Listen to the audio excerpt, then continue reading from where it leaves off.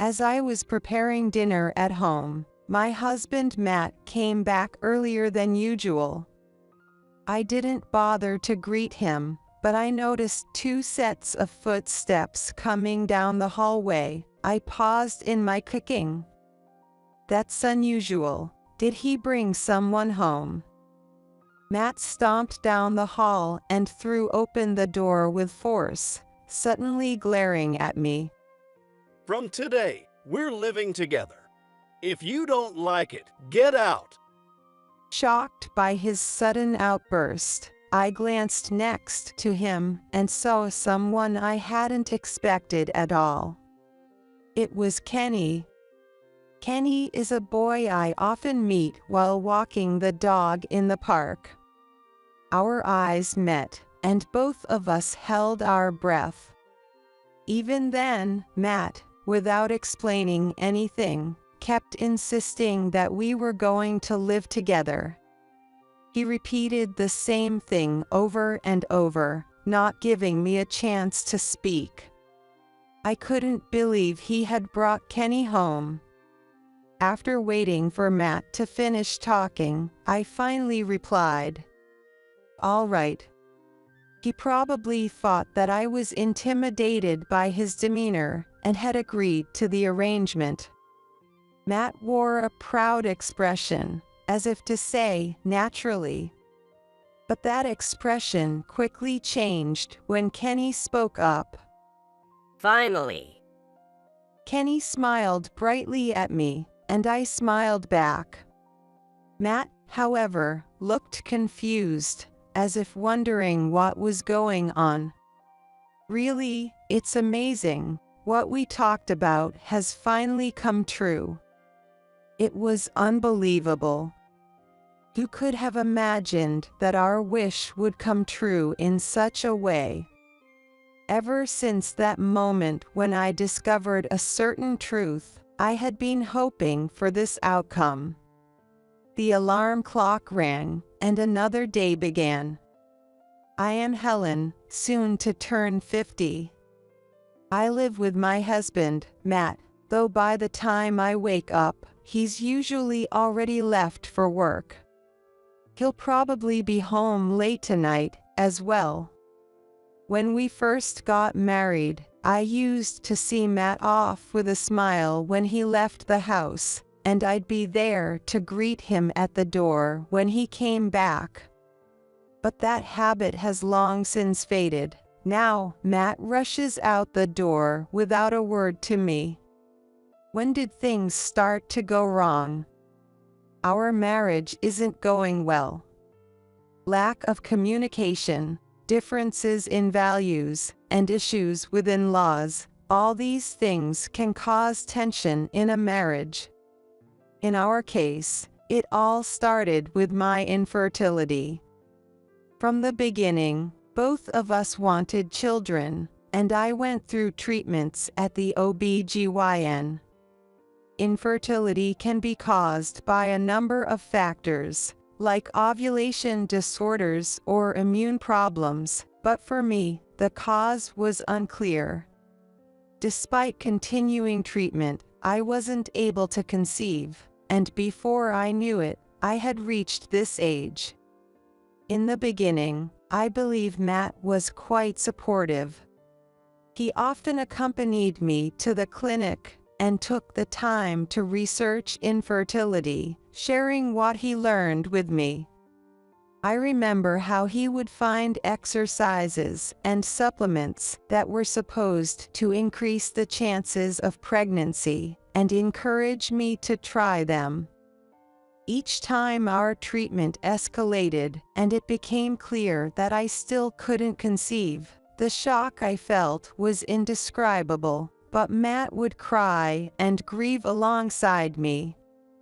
However, over time, his patience wore thin, and he began to lash out with hurtful words more frequently. It's your fault we can't have kids. What are you going to do about it? Please don't say that. The cruel words from the person I wanted to understand me the most wore me down day by day. Now, When we do see each other, we either have heated arguments or avoid speaking altogether. Our marriage has grown cold. In the past few years, Matt has been coming home late from work, and we hardly spend any time together.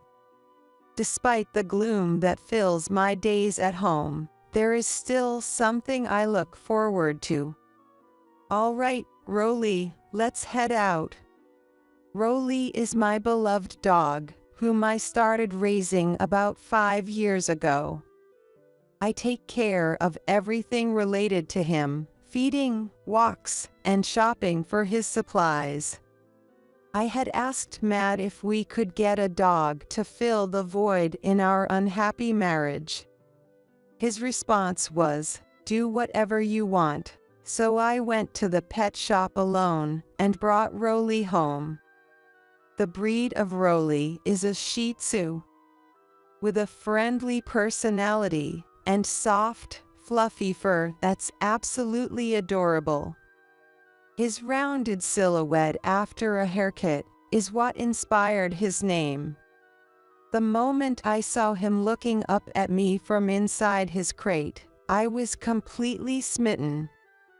Back then, Rolly was a tiny puppy, but now he's grown up considerably. I read that a dog's 5 years is equivalent to about 36 human years. It's strange to think that this adorable creature is actually a grown adult. Taking Rolly out for walks along our usual route has become a routine, both morning and evening. Being outside and moving around helps to ease the gloomy feelings caused by the tension at home.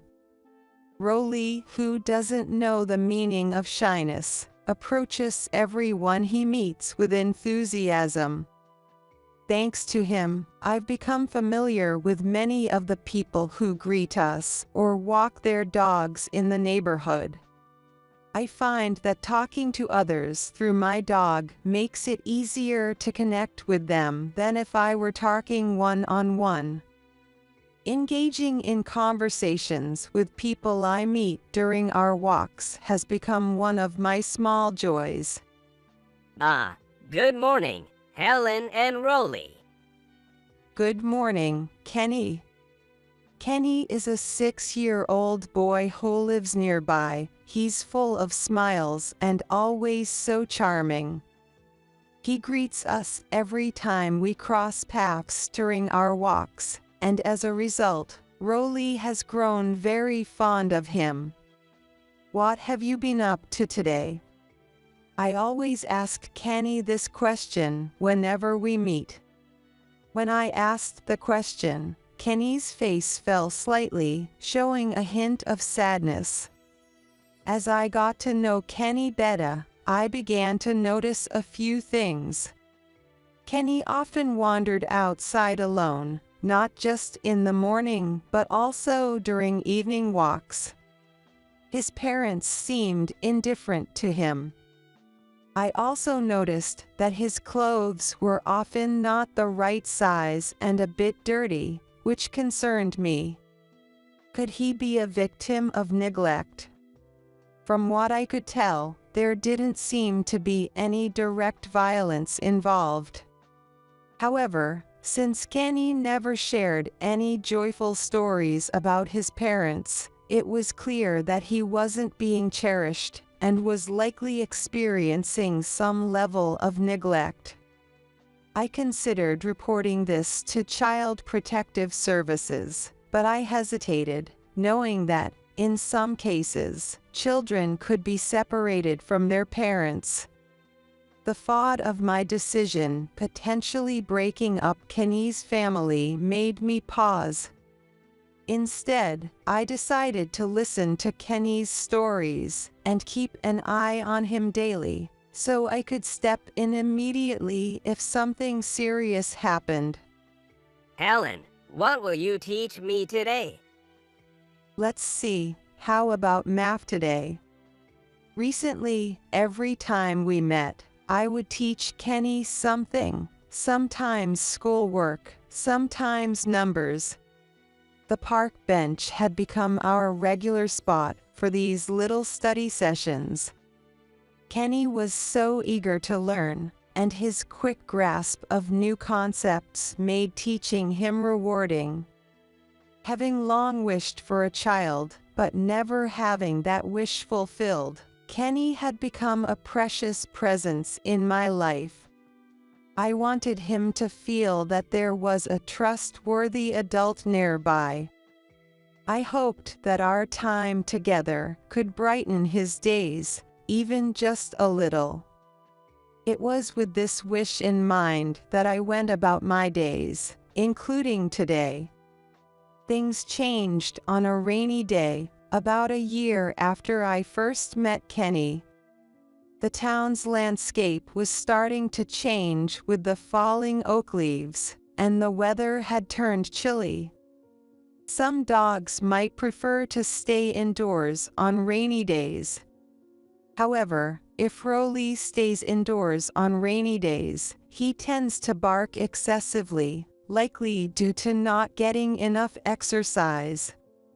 For me, getting outside was also a welcome change of pace, so I didn't mind the rain. I dressed Rolly in his raincoat, and we headed out as usual. The fallen oak leaves had created a red carpet on the ground. The scene was so beautiful that I found myself admiring it as we walked. Holding the umbrella, I continued along our usual route, when suddenly Rolly bolted. It happened so quickly that I nearly lost my balance. "Rolly, what's gotten into you?" Had something caught his attention? I didn't really want to run in the rain, but once Rolly started, he wouldn't stop, no matter how much I called out to him. Resigned, I decided to follow his lead. As I hurried to keep up with the leash-tugging Rolly, I realized he was heading towards the park we often visited. "So, you just wanted to play at the park?" I thought, amused by how much Rolly loved the park, but as I looked around the park, I noticed a familiar jacket near a bench. It was Kenny. It was then that I realized the reason Rolly had suddenly started running. He must have picked up Kenny's scent. Even in the rain, Rolly's ability to recognize Kenny was impressive, a result of their frequent meetings. I was about to call out to Kenny as usual, but something seemed off, and my heart skipped a beat. Kenny was curled up by the bench, not moving. His usual cheerful smile was gone, replaced by a pale, sickly expression. It was clear that he wasn't feeling well at all. "Kenny, are you okay? Why are you out here on a rainy day without an umbrella?" Mom, she told me to leave because a guest was coming over. Kenny's voice was thin and shaky, as if he was on the verge of tears. His clothes were soaked through, and water was dripping from his hair. What kind of parent would send such a young child out into the rain without an umbrella? What could possibly be going through their mind?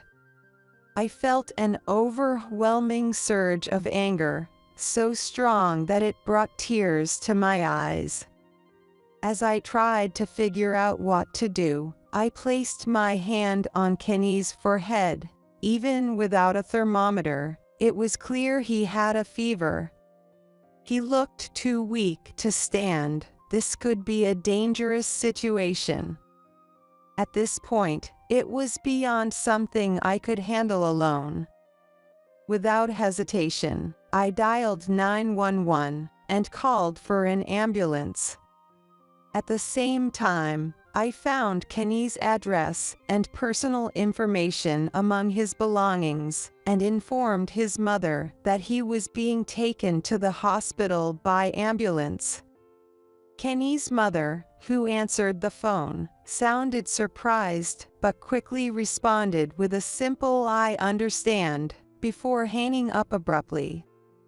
Her reaction left me with mixed feelings, but Kenny's well-being was the priority. Even though I wasn't a relative, Kenny held onto my hand tightly, and since I was the only one who knew what had happened, I accompanied him in the ambulance to the hospital.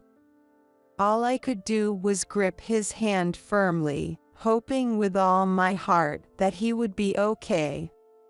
When we arrived at the hospital, Kenny was immediately taken to a treatment room and put on an IV drip.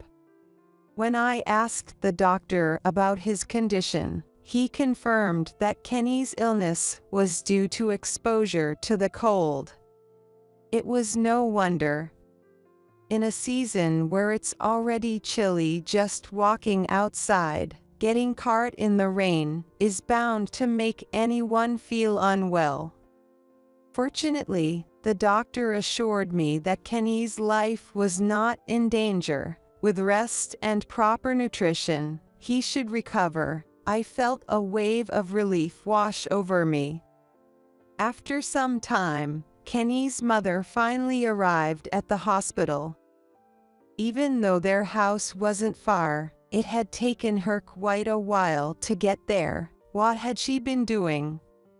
When I explained Kenny's condition, she didn't express any gratitude toward me.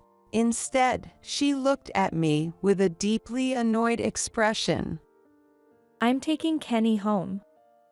He doesn't need to be admitted to the hospital." While it was true that Kenny's condition wasn't critical, I couldn't help but feel that she was being too hasty, not even listening to the doctor's full explanation before deciding to take him home. But I knew it wasn't my place as an outsider to intervene. Kenny was taken home by his mother, and though I was worried about him, I returned to my own home. It was much later than usual, and when I arrived, the lights were already on. As I opened the living room door, I was met with the sight of Matt, who had returned from work and was looking at me with a furious expression. Hey, where have you been? I come home exhausted, and dinner isn't even ready. The first words out of Matt's mouth were complaints about the lack of a prepared meal. He banged on the table, clearly furious. There was no sign of concern or curiosity about why I was late or what might have happened. Even though he often comes home late without explanation, he expects something different from me. I sighed inwardly but decided to explain what had happened. I told him about the neighborhood boy, Kenny, who was so sick that he looked like he was going to collapse. I explained that I had to call an ambulance and accompany him to the hospital, which was why I was late. Well, if that's what happened, I guess it couldn't be helped. The faint hope that he would say something understanding was quickly shattered. Don't waste your time on someone else's kid. You've just caused more trouble. Nothing good ever comes from you meddling. My hands froze as I was about to take off my coat. With those words, Matt dismissed not just what I had done for Kenny, but everything about who I am as a person. The Matt who once supported me during the early years of our marriage was gone. In the past, I might have argued back, but over time, I had lost the energy to fight with someone who seemed incapable of understanding. After hurling his insults, Matt threw in a final, "Don't do anything on your own again," before storming off to another room. Finally, my long day had come to an end. After that, Our conversations became even more sparse, and the tension between us only grew. The only comfort I found was in having Rolly at home, but whenever Matt was around, I felt uneasy, as if our house wasn't really my home anymore. It seemed that Matt felt just as uncomfortable because he started coming home even later. About a month after our argument about Kenny, something unexpected happened. I was cooking dinner at home when Matt came back earlier than usual. I didn't go out to greet him, but I noticed 2 sets of footsteps coming down the hallway, so I stopped what I was doing. "That's unusual. Did he bring someone home?" Matt stomped down the hallway and threw open the door forcefully. Then he suddenly snarled at me.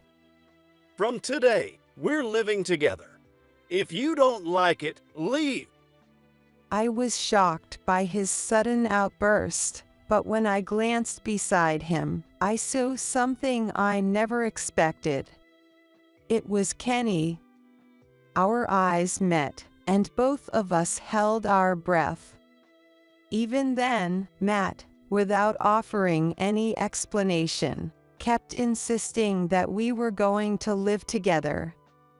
He repeated the same demand over and over, not giving me a chance to speak. I couldn't believe Matt had brought Kenny here. After he finished his tirade, I finally replied, "All right."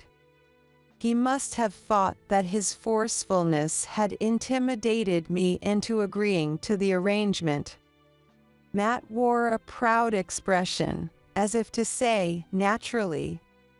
However, that expression quickly changed when Kenny spoke up. Finally. Kenny said with a bright smile, to which I returned a smile of my own. Matt, however, was the only one who looked puzzled, as if he didn't understand what was being said. "Yes, it's finally happening. What we talked about has come true." It was truly unbelievable. Who could have imagined that our wish would come true in such a way? Ever since I discovered a certain truth, I had been hoping for this outcome. This situation all traced back to that rainy day when I helped Kenny. After that day, my marriage, which had already been strained, grew even more unbearable, and I decided to take action. I had hired a private investigator to look into Matt's possible infidelity. For a while, I had suspected that Matt was having an affair. His late returns were becoming more frequent. It's sometimes he wouldn't come home until the next day.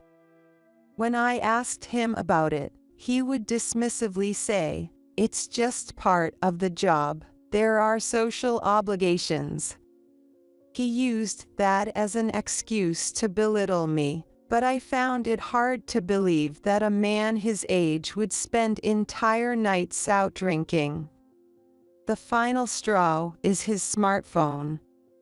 He underestimated me, thinking I was clueless about technology, so he didn't even bother to delete his history and casually exchanged messages with a woman, completely oblivious to the fact that I might discover it.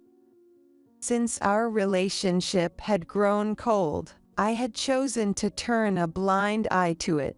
But this latest incident pushed me beyond my limits, leading me to finally hire a private investigator to look into the matter. I also took photos of the incriminating messages on his phone to gather evidence on my own. A few days later, I received a report from the private investigator. When I went to their office, I was informed that Matt was indeed having an affair with a younger colleague from work.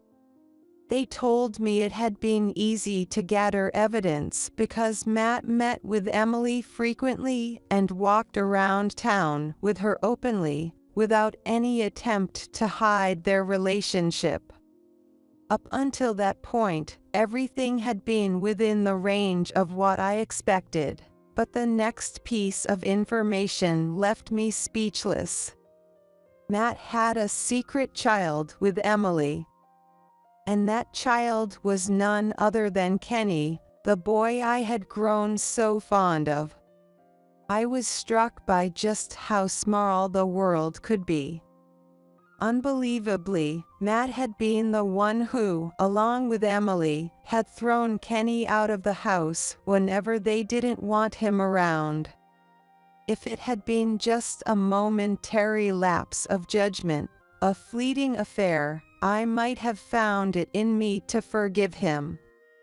But having a secret child, that was something I could never forgive. To make matters worse, Kenny had just turned 7 recently. We had even celebrated his birthday together at the park. The long years it takes for a baby to grow into a 7-year-old. It meant that Matt had been betraying me for far longer than I had ever imagined, likely from the very beginning of their relationship. Matt bringing Kenny home and demanding that we live together was completely unexpected. However, I was already fully prepared to file for divorce and demand alimony, having gathered ample evidence of his infidelity. I had been planning to confront Matt with divorce papers this week and report the situation to Child Protective Services, but now that he had made the first move, it worked in my favor. Given Matt's past behavior, it was clear that he was trying to flatter me by saying things like, "You're the best person to raise him," and then pushing the responsibility of raising Kenny onto me. He probably planned to use this as an excuse to kick us out, divorce me, and then remarry Emily. I felt a deep sense of contempt for Matt, who was so shallow and self-centered. But I wasn't foolish enough to fall into his trap. If he thought things would go his way, he was in for a rude awakening. Matt seemed stunned as he watched Kenny and me happily discussing our new living arrangement. I wish you were my mom, Helen. I bet every day would be so much fun. Kenny had once wistfully said to me, "Oh, Kenny, someone like me as your mom." I remember feeling a bit embarrassed at the time and responding. Even though I said that, Kenny was a sincere child, and Rolly had grown very attached to him. Deep down, I had always thought, if only I could be a family with him. Now that I knew the full truth, I made a decision in my heart. I cared more about Kenny than Matt or Emily ever did. I was going to protect Kenny and reclaim my own dignity. You may not have noticed, but I know everything. I know about your affair, and I know that Kenny is your secret child with Emily. An affair? No, that's ridiculous. No, wait. This kid is a relative. His parents had to move overseas for work, but they couldn't take him with them, so they asked for help. It's only natural to help family. Right. Matt was clearly shocked that I knew everything. But even now, he thought he could outmaneuver me. He continued to pile lies upon lies without a hint of remorse. What was he thinking, trying to deceive me at this point? Even if Matt and Emily were to apologize, there was no way I could ever forgive them for what they had done to Kenny. I was also done letting Matt have his way. It seems you won't listen to reason, so I'll have to call the police. Ignoring Matt's attempts to stop me, I called the police and explained the situation to the officers who arrived. I recounted everything, from the day I had to call an ambulance for Kenny after he had been thrown out in the rain, to all the other details of what had happened. As I calmly explained everything to the police, Matt became increasingly enraged, realizing that things were no longer going his way. He continued to hurl insults at me, but the police eventually took him away. Later, I learned from the police officer who had spoken to me that they had promptly visited Emily as well for questioning. During the investigation, more and more troubling details about Matt and Emily's treatment of Kenny came to light. They had forced Kenny to stay outside when they were together, giving him no money or food. He was only allowed to take a shower every 2 or 3 days. And they made him wear the same unwashed clothes over and over. The details were horrifying. Though I had thought there was no physical abuse, it turned out they had been hitting and kicking him in places covered by his clothes, where friends and teachers wouldn't notice. I couldn't help but feel a deep regret for not recognizing the signs earlier, and for underestimating the severity of the situation. The thought that my own husband had been complicit in such terrible acts filled me with shame. All I wanted was to embrace Kenny, who had grown up so strong despite the abuse he endured. The case eventually went to trial, and both Matt and Emily were given prison sentences. They were convicted of abandoning their responsibilities as guardians and were sentenced accordingly. It was the only appropriate outcome. While I had hoped that they would reflect on their actions, Matt and Emily instead had the audacity to ask Kenny and me to write letters pleading for reduced sentences. A plea for leniency, also known as a petition for reduced sentencing, is a document in which the victims express to the judge or authorities their wish for the perpetrator's punishment to be lessened. In cases such as traffic accidents, I've heard that the relationship between the parties involved after the incident can lead to situations where a plea for leniency might be used.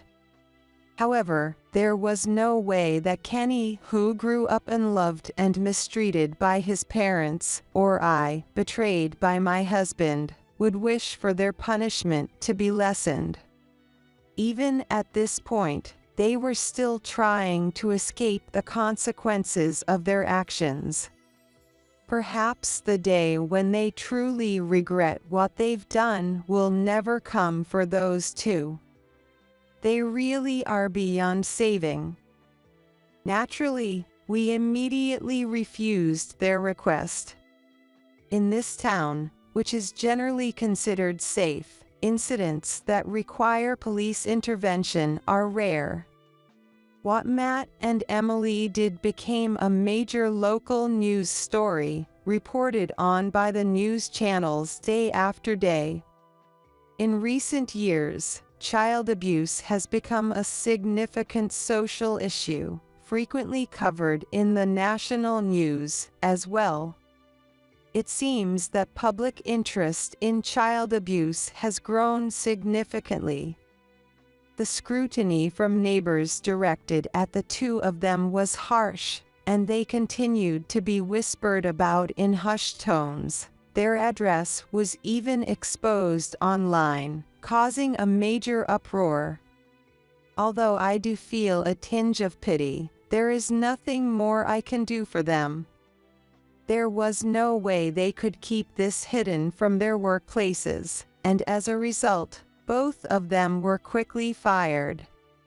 Given how their names had become infamous, it's doubtful whether they'll ever find stable employment again. They are also required to pay compensation to us, so even after serving their sentences, a life of poverty is likely unavoidable. As for me, after the court proceedings settled down, I went through the process of legally adopting Kenny through a special adoption system, making us officially mother and son.